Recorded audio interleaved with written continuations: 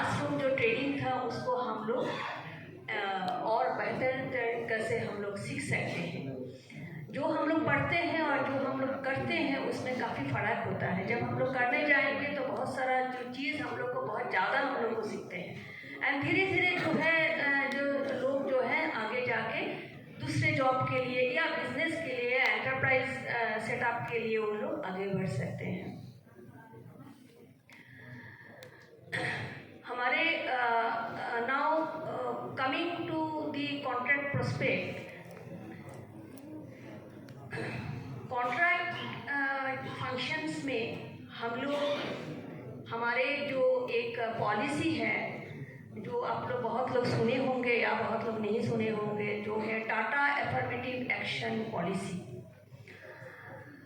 So it has been set up in 2007 and to carry the legacy and the visions of our founders Jamshedji Tata.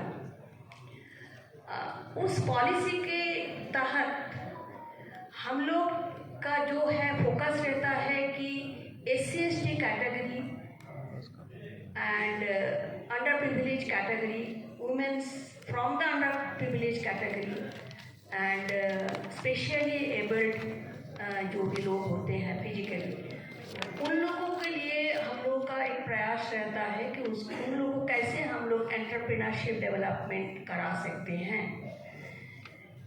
लेकिन हमारे पहले जो साहब ने बोले हैं कि ऐसा बहुत आसानी से नहीं हो पाएगा। All of you should be very aspirational, कि आशावादी होना चाहिए ना। हमारे इस पॉलिसी का तहत हमारे जो प्रोसेस है, एक प्रोसेस इसको हम लोग affirmative action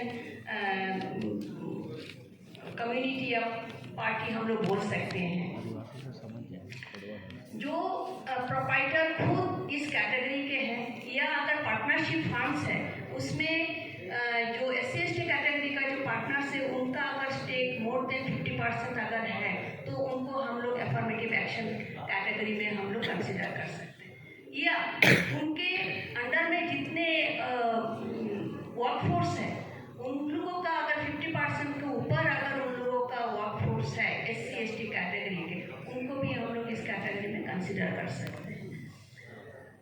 now the bidding process uniform है, सिमिलर है for all irrespective of AA community और AA वेंडर्स और नॉन AA वेंडर्स, सबके लिए same process. All of you have to come through the bidding process, bid competitive bidding. You have to first तो पहले आप लोगों को रजिस्ट्रेशन करना पड़ेगा। रजिस्ट्रेशन के जो भी प्रोसेस में है उसमें एक दो क्राइटेरिया में एग्जेम्पशंस है एंड देन हम लोग रजिस्ट्रेशन के बाद आप लोगों को इंक्वायरी जाएगा, इंक्वायरी जाए एंड देन हम लोग बीट करेंगे एंड बीटिंग प्रोसेस